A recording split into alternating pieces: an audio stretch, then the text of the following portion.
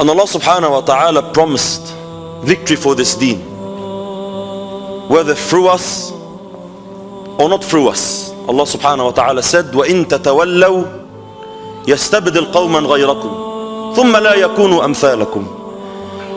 If you don't give victory to this deen, if you don't support this deen, you don't stand by this deen, Allah subhanahu wa ta'ala will exchange you.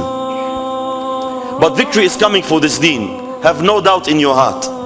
It's a matter of whether you are part of the assistance for this deen or you are deprived. Now, what's responsibility on my back? What change do I have to bring in my life? Nothing, my brothers, is established in this deen without two things. Please understand this. Number one, there's ignorance in the ummah of Muhammad sallallahu alayhi wa sallam. There's lack of awareness. We are unaware. Enemies of Islam have been working on this ummah for centuries, and they have succeeded big time in making us ignorant people of our deen. We are unaware of our responsibilities. I don't know what is required of me. I don't know how to please Allah. It is sad. It hurts us, my brothers. Wallahi al-azim, it hurts us. It hurts me personally to see that the ummah of Muhammad is shocked. We are shocked that enemies of Islam are not just. We are shocked that enemies of Islam are not showing us sympathy. We're saying, look, look, every day we're claiming, we're protesting. Look, the enemies of deen are not just. Look, the enemies of deen are hypocrites. Look, the enemies of deen are not helping the civilians. Look, they are silent. Look, they are this. What do you expect from your enemy? Why is it that you are expecting your enemy to look after your deen? It's exactly a funny example. Imagine someone in a boxing ring. He enters the boxing ring against an opponent. He's fighting with him and then he gets punched. So instead of fighting back, he goes to the audience and says, look, he just punched me, that's unfair. Why is he punching me for? Why is he violent? Habibi, he is your enemy. He is trying to destroy your deen.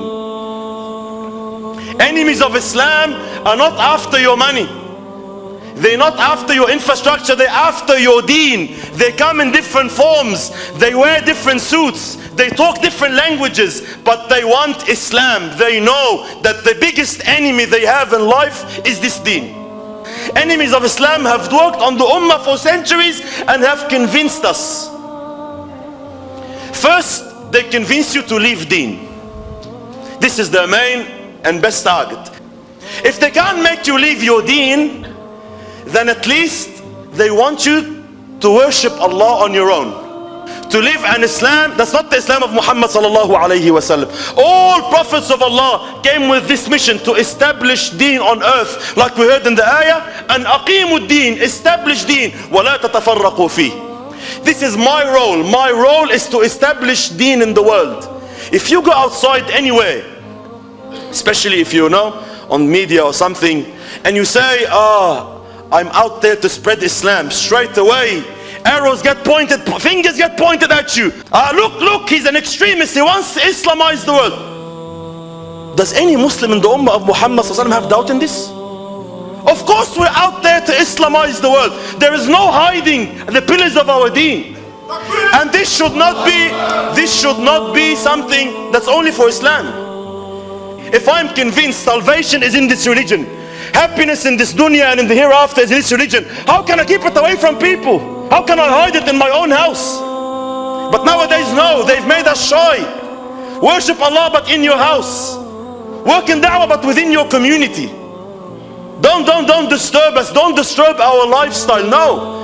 I'm out there and I'm out there to save humanity from the darkness they are in. The Prophet of Allah taught the Sahaba this. He made them all understand that they are responsible for deen in earth. Rib'i ibn Amir radiyallahu anhu, when he went to Persia, قال نحن قوم ابتعثنا الله, we are people whom Allah sent لنخرج العباد من عبادة العباد إلى عبادة رب العباد, to take people and save them from worshipping human beings to worshipping Allah subhanahu wa ta'ala. ومن جور الأديان لعدل الإسلام, and from the injustice of other sets of belief to the justice of Islam. ومن ضيق الدنيا, and from the tightness of this world إلى سعة الدنيا والآخرة, to the vastness of this world and the hereafter.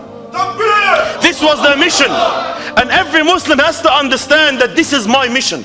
My mission is not like they tell us and teach us. All of us, let's speak reality. Our concerns, the reality of our concerns is the American dream, the Aussie dream, Australian dream. What is our concern? Let's not fake, feelings. Everyone wants a nice house, double-story house, a beautiful wife, mashallah, beautiful shiny kids, a nice pet, a dog or a cat in the house to feed every day, a nice pool in the house will be sensational, a beautiful car. This is our dream. Every day you wake up every day in the morning and this is your concern. This is why working 12, 16 hours a day, double shift, triple shift, to make more money to fulfill your dream. But you're struggling to wake up for Fajr. But you're struggling to give da'wah, you're shy. This is why we say awareness is important. Yes, we are outside there to save humanity from the injustice it is in and spread the word of Allah peacefully. We're not saying, oh, we're going to force people, we're going to kill people. لا إكراه في الدين. But yes, we are out there to spread the message of Islam, and this is my responsibility. It's not our responsibility. Most people are confused. They think this is the Ummah's responsibility. The Ummah should do this. Our rulers should do this. The ulama should do this. Mashayikh should do this. Leaders should do this. Associations should do this. Allah subhanahu wa ta'ala on Judgment Day will not ask you, what did the President of Egypt now do? What did the rulers of the Arab world do? Allah will not ask you on Judgment Day, what did the ulama of your time do? Allah will ask you, what did you do? What did you do for Islam? What did you do to the brothers in Syria? What did you do brothers in Palestine? How did you sleep at night knowing that the Masjid al-Aqsa is occupied? Well, how did you sleep at night? This is the question you will be asked. So it's important, number one, to understand our deen is not only 5 times prayer in the masjid, praying tahajjud at night. It's an important part of our deen. Yes, but our deen is more than this.